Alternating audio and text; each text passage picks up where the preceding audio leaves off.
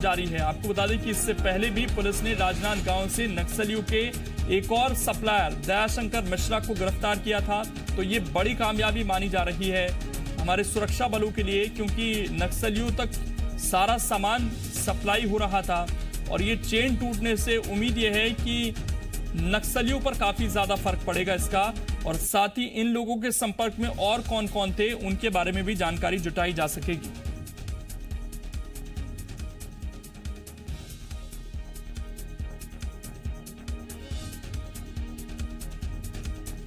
तो पिछले 4 साल से नक्सलियों को जरूरी सामान ये लोग सप्लाई कर रहे थे। इसमें वर्दी है, जूते हैं और पैसे भी यहां तक ये सप्लाई कर रहे थे। ये जानकारी इनके बारे में अभी दी गई है। तो आप समझ सकते हैं बड़ा नेटवर्क है ये पूरा जो चल रहा था।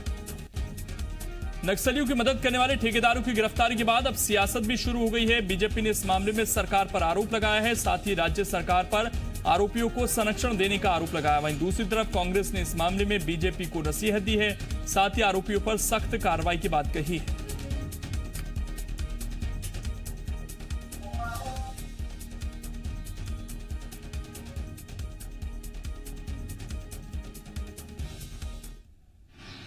वो नक्सलियों के मददगार साबित हो रहे हैं।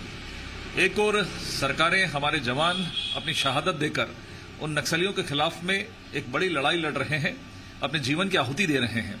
और ऐसे समय में जो इस राज्य सरकार से पोषित हो रहे हैं, छत्तीसगढ़ से पोषित हो रहे हैं, ऐसे ठेकेदार वो आज नक्सलियों को यदि सहायता दे रहे हैं तो मुझे लगता है एक गंभीर विषय है और राज्य सरकार को इसको निश्चित रूप से संज्ञान में लेना चाहिए। ठेकेदार, व्यवसायी बहुत सारे विवशताओं के चलते दिगर कारणों से अपने काम में सुविधा प्राप्त करने के लिए कहीं न कहीं माओवादियों के संपर्क में आते हैं, लेकिन ऐसा करके वे माओवाद को मदद करने और संरक्षण देने का काम करते हैं, जो कि अपराध है। तो ये बड़ी कामयाबी है हमारे सुरक्षा बलों के लिए, क्योंकि जो सप्लाई चेन है उसको तोड़ने का यहां पर काम किया गया है और ये लोग पिछले 4 साल से सामान पहुंचा रहे थे नक्सलियों तक, ताकि इनका भी फायदा हो सके, इनके काम आसानी से हो सके, और इसलिए अब इनकी गिरफ्तारी हो गई है। अब इनसे पूछताछ जारी है, हालांकि इस पर राजनीति भी हो रही है।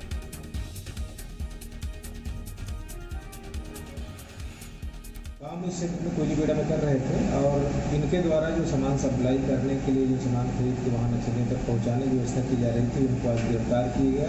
इसके साथ में जो वहाँ पर डामर प्लांट बनाया था उसमें सुशील शर्मा नाम का इनका जो मुंशी था उसको गिरफ्तार किया गया।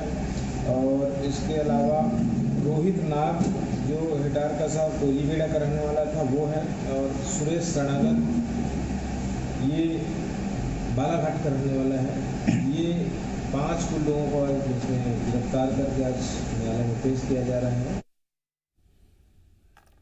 तो ये आपने पुलिस का बयान भी सुना, राजनीति भी इस पर हो रही है। और इस वक्त मेरे 2 सहयोगी जुड़ गए हैं ज्यादा जानकारी के साथ। गौतम सरकार हैं जो कांकेर से इस वक्त हमारे साथ जुड़ गए हैं, और रायपुर से सत्यप्रकाश हमारे साथ जुड़ गए हैं। सबसे पहले गौतम, आप बताइए कि कैसे ये इतनी बड़ी कामयाबी हाथ लगी हमारे सुरक्षा बलों के, और क्या प्लानिंग की थी इन लोगों को पकड़ने के लिए?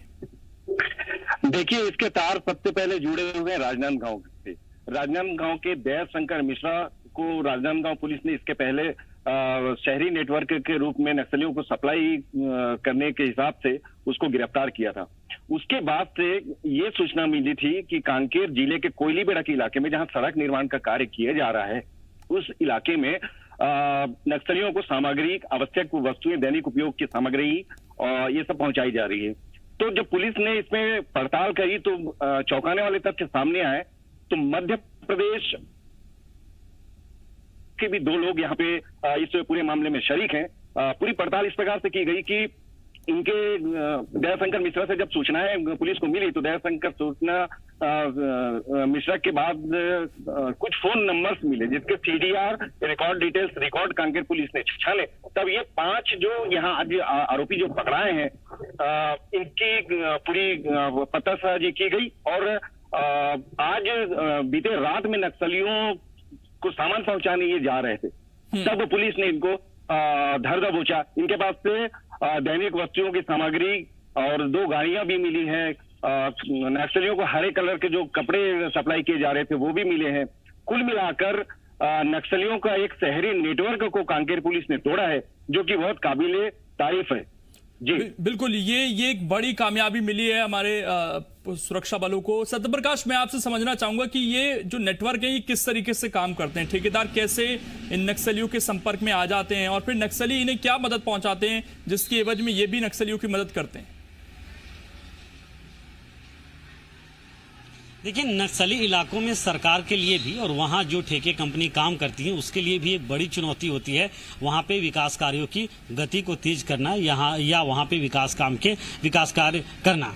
देखिए, चाहे वो दंतेवाड़ा हो, बीजापुर हो, सुकमा हो या कांकेर हो या कोंडागांव हो, जो नक्सल प्रभावित इलाके हैं और उन नक्सल प्रभावित इलाकों के लिबरेट जोन में, मतलब जहां पे नक्सलियों की पैठ ज़्यादा है, जो घोर नक्सल प्रभावित इलाके हैं, वहां जब इस तरह के विकास काम होते हैं तो ये अमूमन खबरें कई दफ़ा और कई जगहों से आती रहती है कि वहां लेवी के तौर पे जो ठेकेदार होता है उन ठेकेदार को नक्सलियों को कुछ ना कुछ देना पड़ता है, चाहे वो उन्हें पैसे दे रहे हो, उन्हें सामान पहुंचा रहे हैं, उन्हें रसद पहुंचा रहे हैं, उन्हें कपड़े की आपूर्ति कर रहे हो, जूते की दवाओं की आपूर्ति कर रहे हो। ऐसी खबरें पहले भी आती रही है, लेकिन ये जो सप्लाई चेन होता है ये नक्सलियों की रीढ़ की हड्डी कही जाती है, क्योंकि अगर ये सप्लाई चेन ब्रेक होता है, ये सप्लाई चेन टूटता है तो नक्सलियों को इन चीज़ों की आपूर्ति नहीं मिल पाती है और ऐसे में वो फ्रंट लाइन पे आके पुलिस से या सैनिक बलों से लड़ने में सक्षम नहीं दिखाई देते या लड़ने की चुनौती को स्वीकार नहीं करते नजर आते हैं। तो ऐसे में इसे एक बड़ी कामयाबी कही जाएगी, लेकिन ये बड़ी कामयाबी और बड़ी हो सकती है जब इनसे और पूछताछ होगा और इस सप्लाई चेन को बड़े पैमाने पे तोड़ने की कोशिश होगी, क्योंकि हमने कई दफा ये देखा है कि नक्सलियों का शहरी नेटवर्क उजागर हुआ है और एक से दूसरे जुड़ते चले गए। अगर ऐसी सप्लाई चेन है, और जैसा कि हमारे सहयोगी बता रहे हैं कि जो पहले राजनांदगांव में गिरफ्तारी हुई उनसे इनके तार जुड़े थे और उनसे जब कॉन्टैक्ट नंबर को खंगाला गया तब ये सामने निकल के आया और पुलिस ने रात में वो भी सामान पहुंचाने के लिए जाते वक्त इन्हें गिरफ्तार किया, शायद उसी कॉन्टैक्ट के बेस पे। तो क्या इन लोगों से भी और कुछ बड़े कॉन्टैक्ट मिल पाएंगे? क्योंकि कई दफा ऐसी चीजें सामने निकल के आती है कि न सिर्फ जो ठेकेदार या ठेकेदार के साथ काम करने वाले लोग हैं, बल्कि कई रसूखदार लोग भी ऐसी चीजों में इन्वॉल्व रहते हैं। ऐसी खबरें पहले भी सामने निकल के आई है। तो इसके तार कहां कहां जुड़ते हैं, कौन कौन इसमें शामिल हो सकते हैं, ये सप्लाई चेन क्या सिर्फ कांकेर तक सीमित है या दूसरे नक्सल इलाकों तक भी इसके तार जुड़े हुए हैं? ऐसे तमाम तथ्य होंगे जो भी पुलिस को जुटाने होंगे, पता लगाना होगा और शायद उतनी तल्लीनता से अगर इसमें काम हुआ और तमाम कॉन्टेक्ट और तमाम तथ्यों को खंगाला गया तो हो सकते हैं कुछ और बड़े खुलासे आने वाले वक्त में हो सकते हैं। गौतम, एक चीज और आपसे जानना चाहेंगे कि जो सामग्री इनके पास से पकड़ी गई है उसमें क्या क्या है और कितनी मात्रा में इन्हें ये सामान पहुंचाया जा रहा था? देखिए, जूते लगभग 100 नग जूते हैं और बहुत बड़ी मात्रा में हरा कलर की कपड़ा जो नक्सली वर्दी के रूप में यूज करते हैं वो था। एक महत्वपूर्ण बात है कि इनके पास एक वॉकी टॉकी मिली है। अब पुलिस के लिए ये बहुत जानना जरूरी है कि ये वॉकी टॉकी किस प्रकार से खरीदी की गई है, क्या किसी दुकान से खरीदी की गई है या फिर ये ऑनलाइन मंगाया गया है, और कुछ वायर वगैरह भी मिले हैं। सबसे महत्वपूर्ण बात जो कांकेर एसपी एमआर अहिरे ने आज प्रेस कॉन्फ्रेंस में बताया, ये नक्सलियों को पैसा भी पहुंचा रहे थे। तो ये लगभग 4 साल से सिलसिलेवार रूप में ये नक्सलियों से मिल रहे थे और नक्सलियों को मदद पहुंचा रहे थे। फिलहाल इनकी गिरफ्तारी हो गई है और इनको अभी भी कस्टडी में रखा हुआ है, पूछताछ इनसे की जा रही है। लेकिन कांकेर एसपी का ये कहना है कि इनसे अभी जब रिमांड पे भी लिया जाएगा और पूछताछ की जाएगी, उसके बाद बहुत से और नेटवर्क के खुलासे होने की बहुत बड़ी संभावना इस पे नजर आ रही है। जी बिल्कुल, अभी कुछ और खुलासे हो सकते हैं जब इनसे पूछताछ होगी। फिलहाल आपका शुक्रिया गौतम, और आपका भी शुक्रिया सत्यप्रकाश जुड़ने के लिए। और इसमें राजनीति भी शुरू हो गई है तो ये मुद्दा इतनी जल्द दबेगा नहीं छत्तीसगढ़ में।